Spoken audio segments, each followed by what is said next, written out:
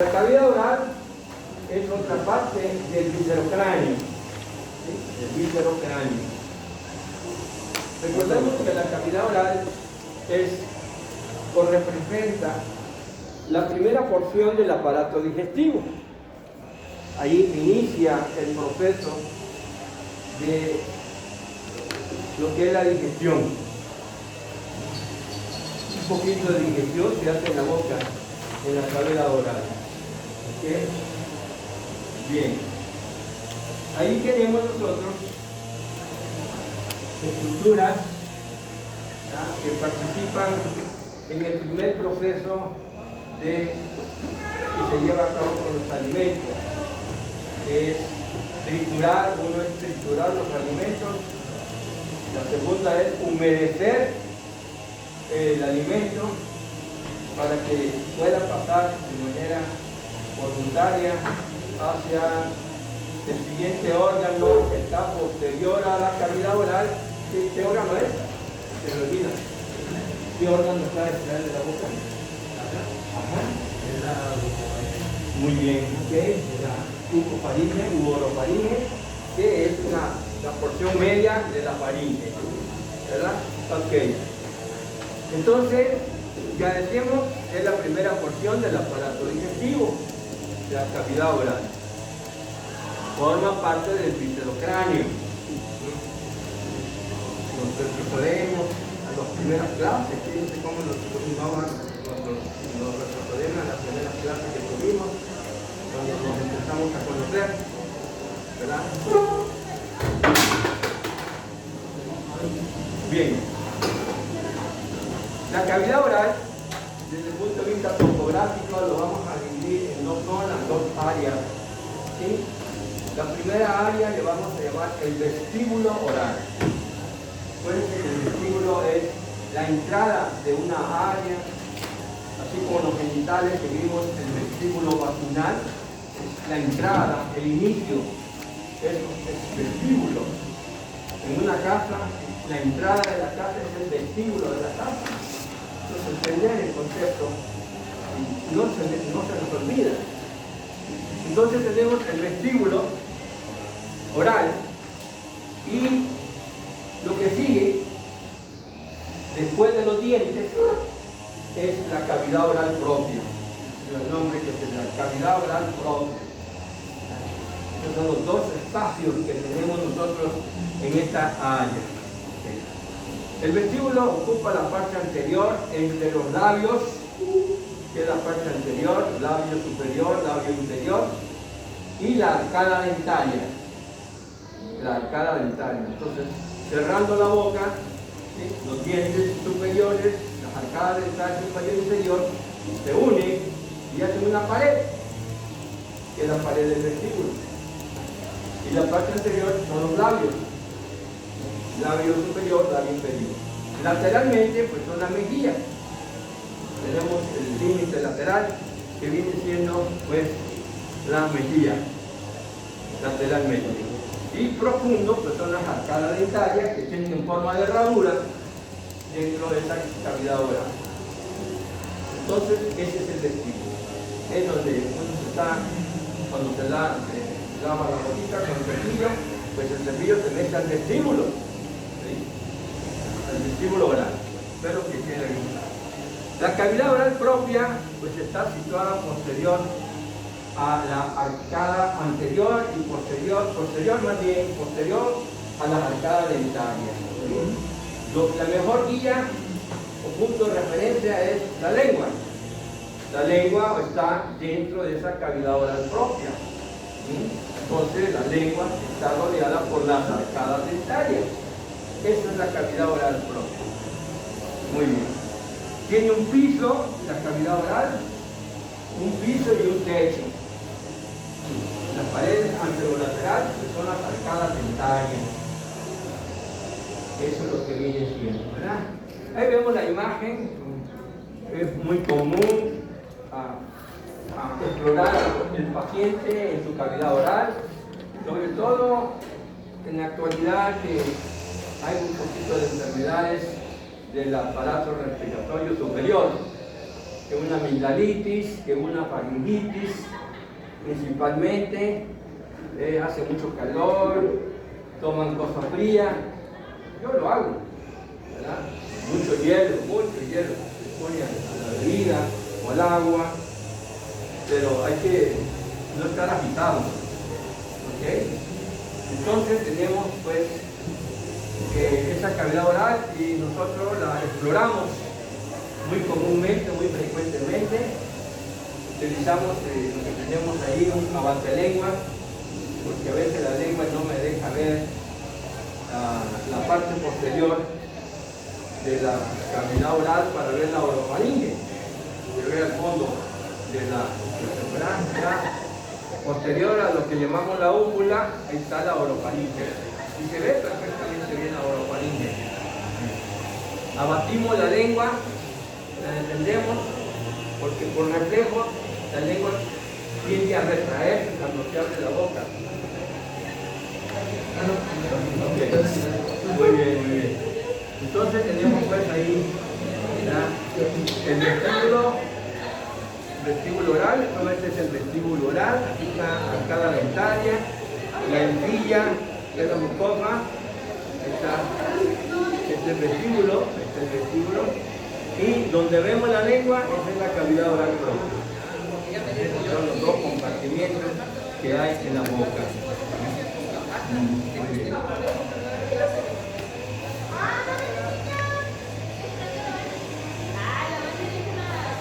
Como decíamos, los límites que vamos a encontrar pues, prácticamente en toda la cavidad oral, la boca, exactamente, es un techo en los 2 tercios anteriores es óseo y el tercio posterior es blando. 2 tercios anteriores es duro, es hueso, y el tercio posterior es blando, el músculo membranoso. Y así se conoce como paladar duro, la primera porción, y paladar blando, la segunda porción.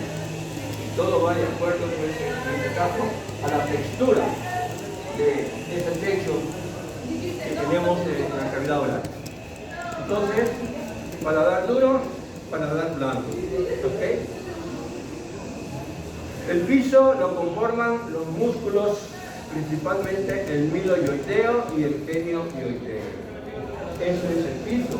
El piso no es la lengua. La lengua es un contenido de la cavidad oral, está dentro de la cavidad oral. Entonces es una estructura muscular. Muy bien. Las paredes anterolaterales le conforman los labios, ¿okay?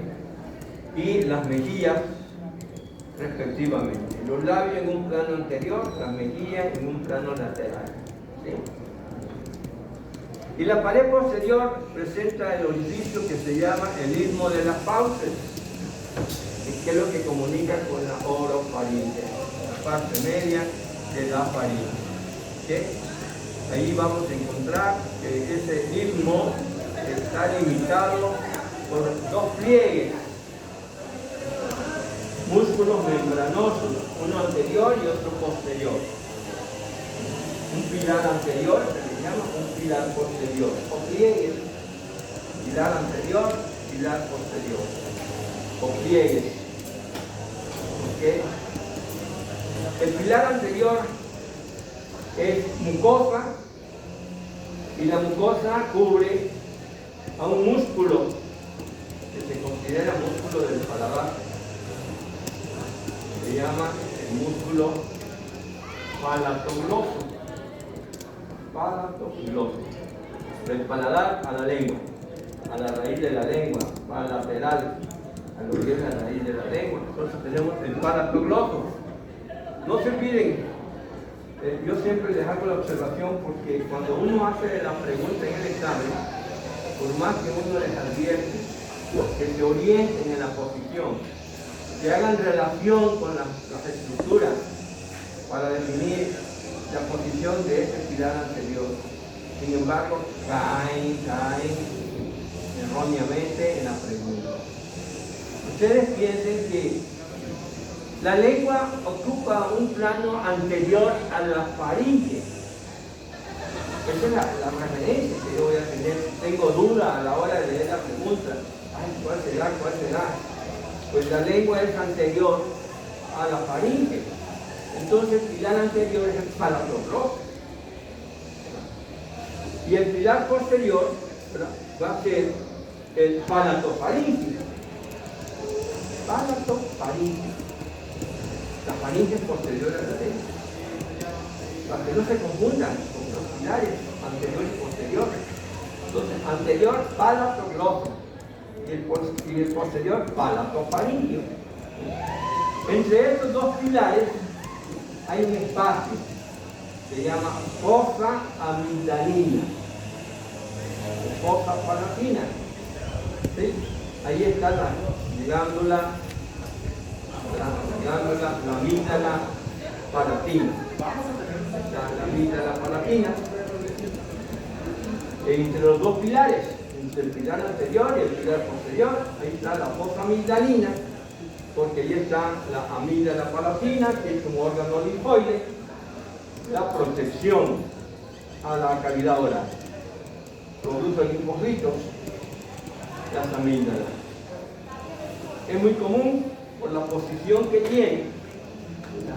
Normalmente hay una flora bacteriana en la orofaringe, hay una flora bacteriana en la orofaringe, ¿verdad? A veces se activan ciertas bacterias patógenas. Lo más común, hay unas bacterias que lo van a ver ustedes en el próximo semestre. Entonces en tercero ven infectología, y uno de las bacterias más comunes patógenas en la orofaringe es el streptococo y el estafilococo dorado. Es muy común ese tipo de bacterias patógenas que podemos encontrar ahí en la orofaringe y que me puede dar infección, respuesta en la amígdala que produce linfocitos, y hay una reacción inmunológica produciendo, sobre todo también por parte de la sangre, empiezan a activarse, sobre todo en infecciones bacterianas, se activan los neutrófilos, que son glóbulos blancos, que la primera barrera de las células sanguíneas, de los glóbulos blancos, cuando hay una infección bacteriana.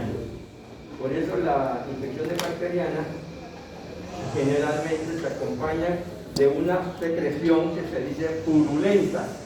Pus, la pus son neutrófilos muertos con bacterias muertas. Esa es la pus, neutrófilos muertos.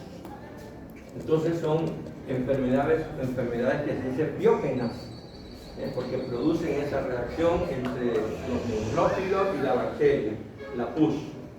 ¿Ok? Entonces, a veces en las amígdalas, como tiene invaginaciones, el epitelio que cubre a la amígdala, entonces hay espacios pequeños que se llaman criptas amigdalinas. No es común que ustedes a veces hayan visto en lo personal o en algún paciente unos puntitos blancos en las amígdalas palatinas, ¿verdad? Esos puntitos blancos son secreciones purulentas. Entonces uno cuando revisa y explora y ve muchos puntos blancos, es una infección bacteriana, para darle un buen antibiótico. Generalmente a veces cuando se dan los tratamientos o los papás o la mamá no siguen las indicaciones, se le empieza a dar un antibiótico, empieza a haber una reacción satisfactoria. Lo que le preocupa a la mamá o al papá es la fiebre, porque las enfermedades piógenas bacterianas, sobre todo el streptococo, dan unas temperaturas muy altas, de 40 grados. Hay niños que pueden convulsionar por las temperaturas altas. Y ese es el temor de la mamá, del papá, las convulsiones.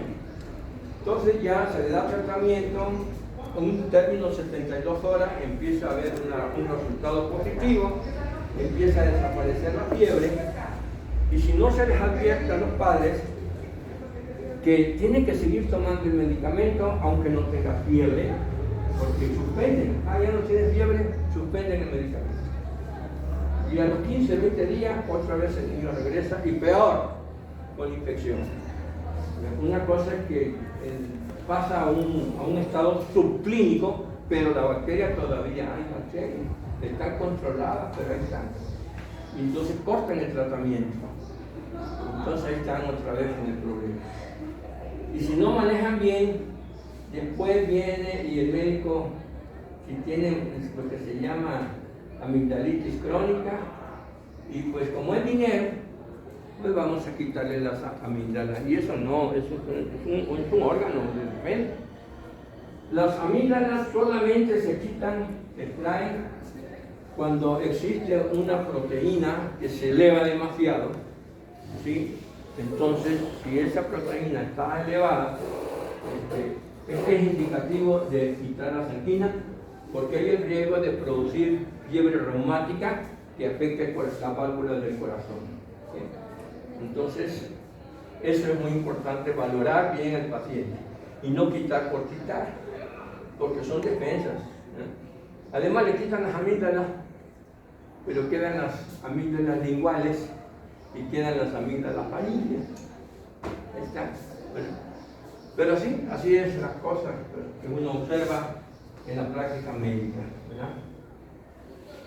Entonces, eso, como le digo, pues, para que no se les olvide, esos pilares anterior y posterior están en relación con las amígdalas palatinas, entre esos dos pilares. El primero anterior es, como le digo, el palatofaringio, el posterior, y el anterior es palatogloso. La lengua es anterior, la faringe es posterior. Ok, pues espero pues que tomen en consideración este aspecto, ¿verdad? El paladar duro, como lo dice, decíamos cuando hablamos de la nariz, que el principal hueso del viscerocráneo es el maxilar. Ese es el hueso clave en la cara, el maxilar. Porque todos los demás huesos son más pequeños y están alrededor del maxilar. Todos se articulan con el maxilar. De una u otra manera se articulan con el maxilar. Entonces el principal esqueleto de la cara, del viscerocráneo, es el maxilar. Entonces tenemos aquí que el paladar duro lo forman la parte ósea, la parte intermaxilar, que se llama paladar primario. No sé si ya vieron el desarrollo de la cara en oncología, ¿verdad? Ok. Bueno, cómo los procesos nasomedianos se fusionan, el derecho y el izquierdo, y hacen lo que llamamos el paladar primario. ¿Sí? Es la parte más anterior del paladar duro. Y luego tenemos las apófisis palatinas, los procesos palatinos que están en un plano dorsal posterior y que también crecen el mesodermo y se fusionan en la línea media y hacen el paladar duro. Entonces tenemos el segmento intermaxilar, que se conoce en embriología como paladar primario, y después las crestas palatinas, mesodermo, del primer arco branquial. Entonces forman la lámina horizontal del proceso maxilar superior y la porción horizontal de los huesos palatinos. Ellos hacen el paladar duro. Primero el maxilar, posterior el palatino. Y el paladar blando, pues son el grupo de músculos que están y que se insertan en el paladar duro. Hay una aponeurosis del tejido conectivo denso que se llama aponeurosis palatina. Y ahí, si recordamos los músculos que vimos al inicio del curso, ahí van a insertarse los músculos que van al paladar, ¿verdad? Entonces, ahí tenemos pues, por eso llamamos músculos membranosos. Membranoso quiere decir la parte del tejido conectivo, la aponeurosis palatina, y la mucosa que lo cubre, epitelio, estratificado, no queratinizado. Y los músculos estriados son músculos del paladar. ¿Sí se acuerdan de esos músculos del paladar? Ya mencionamos dos: el palatogloso el palatofaringio. ¿Cuál otro? ¿Se acuerdan?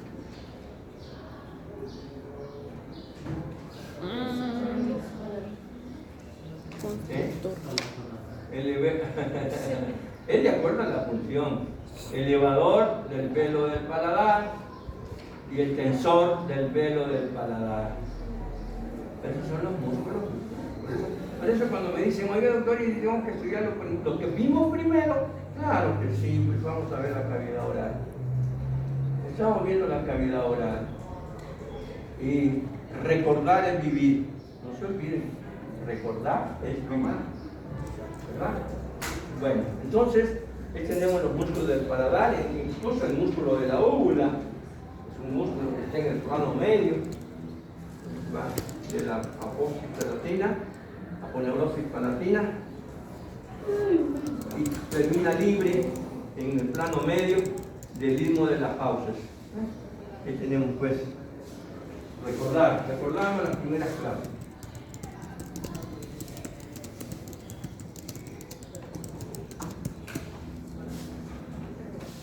Muy bien, entonces tenemos acá eso, ¿verdad? Exacto. Ahí tenemos nosotros, miren, una vista de la cavidad oral.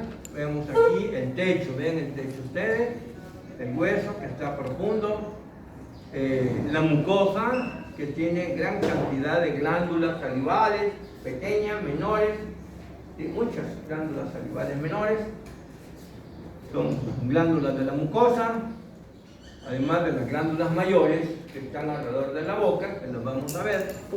Entonces vemos aquí todo, todas esas cositas que ven famosos son glándulas salivales de la mucosa, de la capa mucosa que tenemos ahí. ¿Okay? Vemos la vista posterior, aquí están las coanas, para ver músculos. ¿Se acuerdan? Aquí está el músculo de la úvula, ahí viene el músculo de la úvula. Aquí está la úvula, el músculo de la úvula. ¿Okay? Y la parte anterior, el palatogloso, el palatofaringio al fondo. Entonces, vemos aquí en esta imagen. ¿Verdad? Bien. Dentro de los componentes de la boca, pues tenemos aquí este grupo de elementos anatómicos que son los dientes. ¿Verdad? Una de las funciones de los dientes es cortar y moler, triturar. Cortar y triturar los alimentos. ¿Okay? Cortar lo vamos a hacer con los dientes anteriores y triturar lo hacemos con los dientes posteriores, los molares. ¿Verdad? Ahí tenemos pues. Los dientes se insertan en los bordes de los huesos del viscerocráneo, como son el maxilar y la mandíbula. Entonces tenemos dos arcadas dentarias, superior e inferior. La arcada dentaria superior se inserta en todo el borde, se le llama borde alveolar del maxilar. Son los agujeritos que están ahí en el borde, en el cuerpo del maxilar. Están ahí los bordecitos, como alveolitos, ahí se inserta la raíz del diente, por eso se llaman alveolos, como saquitos alveolares, como los sacos alveolares en el pulmón. Esto tiene alveolo, pequeño espacio, cónico. Entonces tenemos borde alveolar, ahí tenemos que se insertan pues en el maxilar para los dientes superiores y en la mandíbula para los dientes inferiores. Los dientes, vamos a identificarlos. Los más anteriores son los incisivos, derecho e izquierdo. Es simétrico, los dientes son simétricos. Podríamos decir que cada arcada dentaria se divide en una hemiarcada derecha y una hemiarcada izquierda. Entonces, cuando hablamos de incisivos, tenemos dos incisivos, uno para el lado derecho y otro para el lado izquierdo. En cada arcada tenemos incisivos. ¿Ok? Bueno. Entonces tenemos los incisivos. ¿Verdad? Luego tenemos caninos, uno derecho, otro izquierdo. Los incisivos son dos derechos, dos izquierdos. Los dos derechos, dos izquierdos, los incisivos. Por eso es incisivos en plural, dos derechos y izquierdos.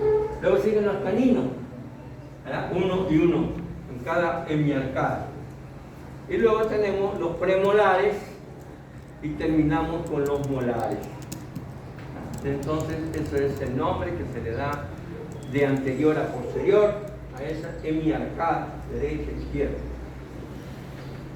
Los dientes, no vamos a ser dentistas, pero es bueno conocer un poquito de los dientes, ¿okay? Porque a veces, cuando hay emergencia, llegan a consulta por dolor de una muela, está en una carie de la muela, y como en la madrugada no hay dentista, pues van con el médico general a que le quite el dolor. ¿Ok? Entonces, pues es bueno conocer. Tenemos entonces que los dientes se componen de corona, cuello y raíz, ¿verdad? Corona es lo que vemos nosotros sobre la encía, y cuello es entre la corona y la raíz, es el cuello. Hay un cuello clínico y un cuello anatómico. Eso para los dentistas es importante. La estructura principal del diente, que le hace en parte componente del diente, es la dentina. Es similar al hueso, tienen gran cantidad de hidroxiapatita, que es el componente del hueso, la hidroxiapatita. Entonces, esa es la dentina. Toda la estructura del diente es dentina. Esa dentina está cubierta por una capa superficial que es más fuerte que el hueso, mucho más fuerte que el hueso, ¿sí? Aguanta todo, ¿sí? Y eso se llama el esmalte. Entonces el esmalte cubre a la corona. El esmalte cubre a la corona. Entonces el esmalte solamente en la corona. La dentina es todo el diente. ¿Okay? La estructura básica del diente. Y en la corona solamente tenemos, decíamos, el esmalte. Nada más en la corona. Porque es lo que está expuesto al exterior. Entonces tiene que tener una dureza bastante grande, fuerte, por lo que masticamos, molemos, ahí. Entonces es algo muy fuerte, mucha protección. Y en la región de la raíz está una cubierta que le vamos a llamar cemento. Está la diferencia. Cemento rodea a la raíz, esmalte rodea a la corona. No se me cuadrapeen, por favor, cuando le pregunten la estructura del diente. ¿Ok? Esmalte en la corona, cemento en la raíz. Bien. Dentro del diente hay un espacio que se llama cavidad pulpar. O sea, donde está la corona, que es la corona, pues adentro está cavitado. Y esa cavidad se le llama cavidad pulpar. Ahí hay tejido conectivo laxo. Adentro hay tejido conectivo laxo y es donde están los vasos y nervios del diente. Vasos y nervios. Entonces, cuando hay una carie dental, cuando llega ya la carie, la arteria, va lesionando el hueso, el diente, entonces esa carie va a llegar a inflamar la pulpa y es donde viene el dolor del diente. ¿Ok? Entonces, eso es lo que tenemos ahí. Entonces, tenemos la pulpa dental. Ahí están vasos, nervios y tejido conectivo laxo. En la raíz hay un conducto, un conductito, se llama conducto radicular. Es donde entran los vasos y los nervios hacia la pulpa. Entonces un conductito, ahí van vasitos y nervios, filetes nerviosos hacia la pulpa. Y en el vértice de la raíz pues, está el agujero apical, que es donde entran las estructuras. Ahí tenemos pues esa característica. El diente se fija al alveolo. El alveolo es hueso. El hueso. Y el hueso, recuerden que tiene una cubierta de tejido conectivo. ¿Cómo se llama esa cubierta de tejido conectivo que tiene el hueso? ¿Cómo se llama? Sonría. ¿Cómo se llama el tejido conectivo que cubre el hueso? ¿Por fuera? Sí, sí, por fuera. Periósteo. Periósteo, muy bien, por fuera. Periósteo, ¿verdad? Entonces, también el alveolo tiene periósteo. Fuera y adentro del alveolo es periósteo. Endósteo es en los canalículos del hueso. Bueno, pues ese periósteo se va a continuar, se inserta con el ligamento que tenemos ahí uniendo a los huesos con los dientes, que es el ligamento periodontal. El ligamento periodontal está entre la raíz del diente y el alveolo dentario, porque la corona sale superior al alveolo. Es la raíz la que está insertada en el alveolo, la raíz. Entonces tenemos el ligamento o membrana periodontal. Esto hace una articulación entre el alveolo del hueso y el diente que se llama gomposis. Es una sindesmosis dentoalveolar, es decir, una articulación fibrosa. Eso significa una articulación fibrosa. Es una sindesmosis, articulación fibrosa. Y se le llama gomposis. Para que se acuerden lo que vieron en el semestre pasado, la articulación. Gomposis. Es una articulación fibrosa, sindesmosis dentoalveolar. ¿Okay? Pues las articulaciones se dividen en diartrosis, antiartrosis, sindesmosis. ¿Ok? Bueno. ¿Alguna duda, pregunta que tengan? La terminología. Las terminologías me indican posición. No olviden eso, por favor. Entonces, si yo digo el esmalte, me orienta en una posición. Y esa posición es la corona del diente. Si yo digo cemento, me indica una posición. Y esa posición es la raíz del diente. Eso es la terminología anatómica. Posición. Ahí está el diente, un esquema, ¿verdad? Entonces tenemos todo lo que sobresale. Este es el alveolo, aquí viene el alveolo. Todo esto es hueso. Es el hueso maxilar o mandíbula, dependiendo si es hueso superior o inferior. Y aquí está el alveolito, aquí está el alveolo, todo ese hueso. Este es el diente, todo esto que está aquí, todo esto es dentina, todo esto es la dentina, todo esto es dentina, este es el hueso. ¿Ok? Ahora, macroscópicamente, topográficamente, el hueso se divide en corona y raíz. La raíz. Este es el canalículo radicular, este es el orificio apical y esta es la pulpa dental. Entonces tenemos aquí que esto se conoce como cuello anatómico. Este es el cuello anatómico, donde termina el esmalte, termina en el cuello. Lo que sigue es raíz.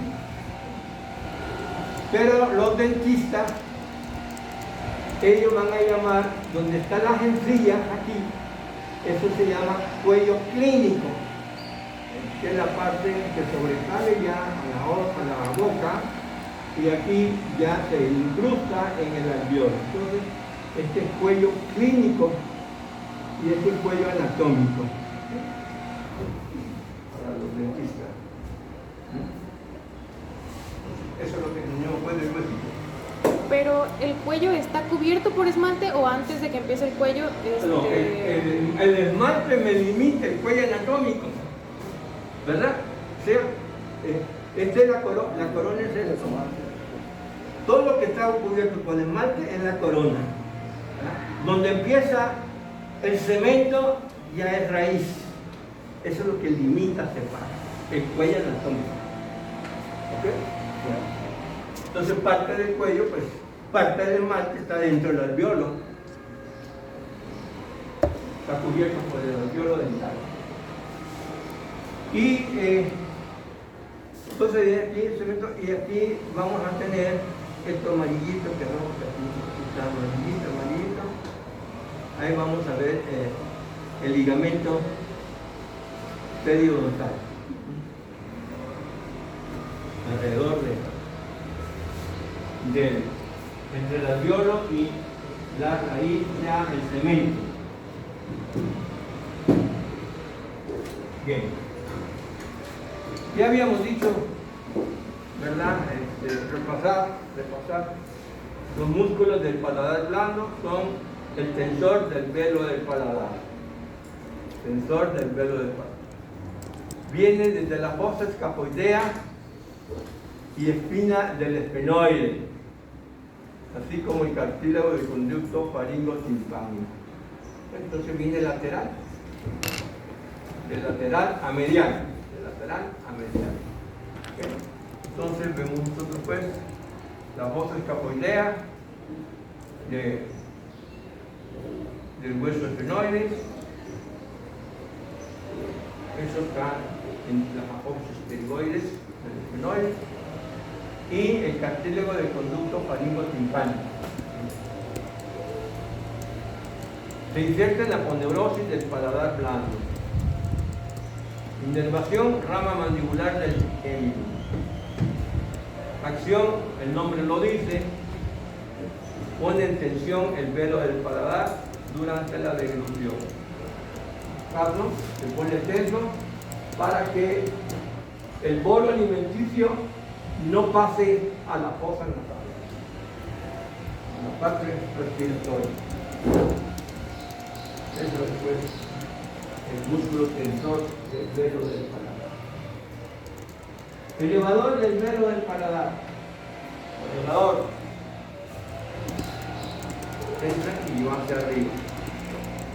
Porción petrosa del hueso temporal, por su cara exocraniana.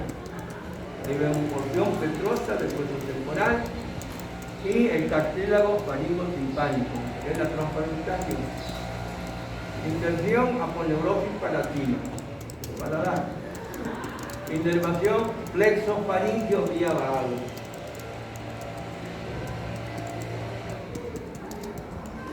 Acción, el nombre lo dice.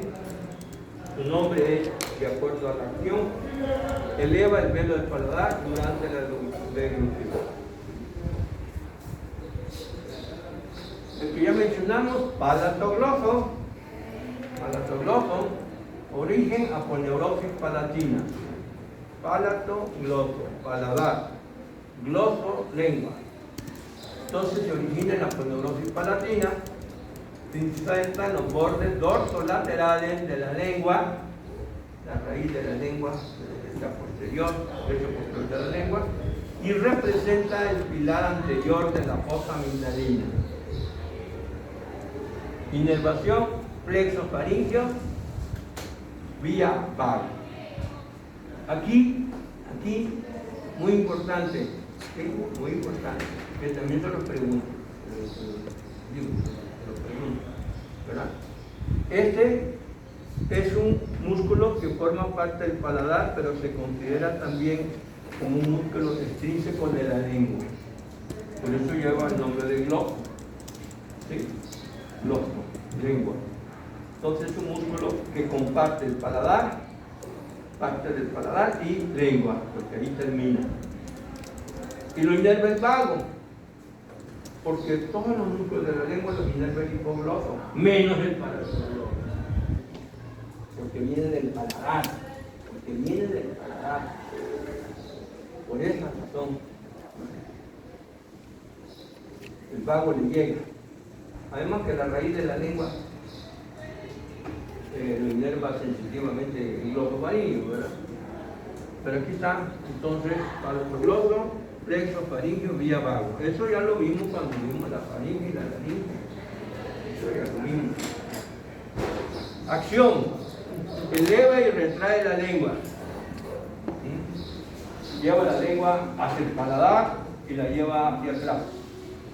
Entonces un elevador y retrae la lengua. ¿Ok? Eso es pues el palatogloso. Eleva y retrae la lengua. Muy bien. Palatofaringio. Músculo que ya los estudiamos. Palatofaringio, aponeurosis palatina y se inserta en el cartílago tiroides y la pared lateral de la faringe. Cartílago tiroides y pared lateral de la faringe. Inervación, plexofaringio, vía vago. Acción, eleva la faringe, cerrando la nasofaringe. Se lleva hacia arriba, para que, mientras el bolo va hacia abajo, a la laringofaringe, y que no vaya a ir a la vía respiratoria. Músculo de la úvula, origen, la espina nasal posterior del hueso palatino, y se inserta ahí se origina en la aponeurosis palatina y termina libremente, ¿verdad?, en la lámina propia de la mucosa de la úvula. Inervación, plexofaringio, eleva la úvula. Estos son pues los músculos del paladar blando que están ahí en la cavidad oral.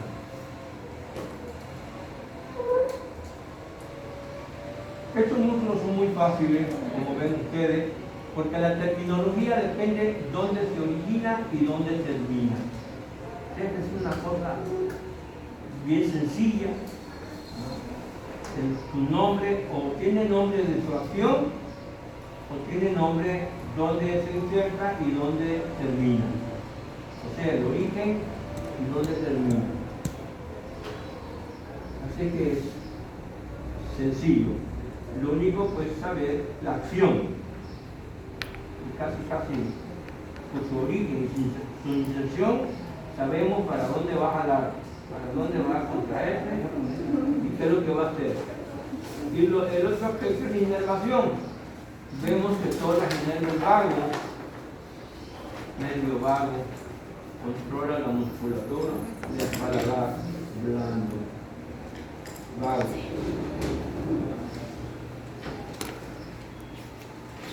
Ahí vemos nosotros una vista inferior o si lo vemos a la inversa, vemos una parte superior del cuello.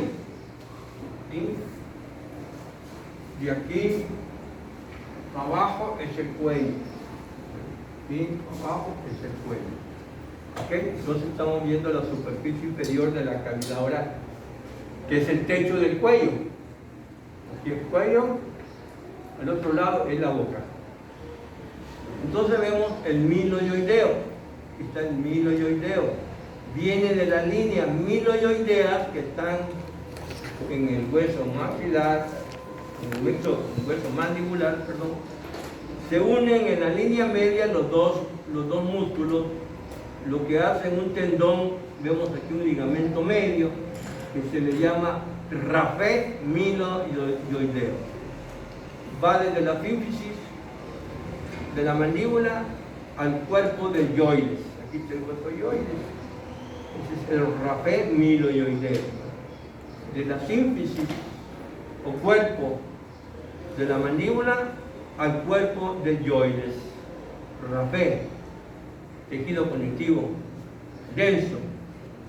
Entonces el músculo viene de la superficie interna de la mandíbula al rapé miloioideo, tanto el derecho como el izquierdo. Inferior al músculo miloioideo tenemos el vientre anterior del digástrico, que también ya lo vimos. Se pasa por un tendoncito que se inserta en el hueso hioide y sigue como vientre posterior del digástrico. Ahí está el músculo digástrico que me hace el triángulo digástrico. Ya lo vimos. Ahí está. Ese es el triángulo digástrico. Ese es el miloioideo. Bien. En esta imagen vemos el piso de la boca. Estamos dentro de la cavidad oral. Es el piso de la boca. Entonces vemos el miloioideo. Aquí está la línea miloioidea o cresta miloioidea donde se origina el músculo en el cuerpo de la mandíbula y se va al plano medio, al rapé miloioideo. Eso que vemos pues aquí. Sobre el músculo miloioideo, al plano medio, tenemos el músculo genioioideo. Apófisis génico en el cuerpo de la mandíbula al hueso hioides, al cuerpo del hueso hioides. Entonces los músculos genioioideo, derecho e izquierdo. Ese es el piso de la boca. Piso de la boca.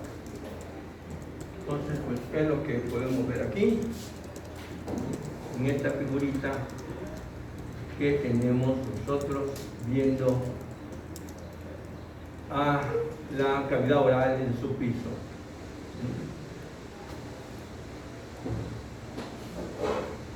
Esta es una vista lateral, aquí lo vemos, ¿verdad? Aquí está el vientre anterior del digástrico, vientre posterior del digástrico. Vemos el músculo estiloioideo, que es un músculo del cuello. Los músculos laterales, de los músculos supraioideos, que vimos nosotros anteriormente, supraioideo.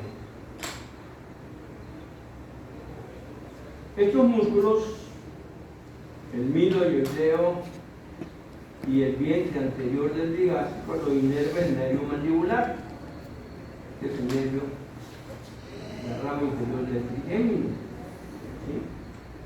Lo inerva. En tanto que el vientre posterior del digástrico lo inerva el facial, porque tienen orígenes diferentes en los arcos faringios.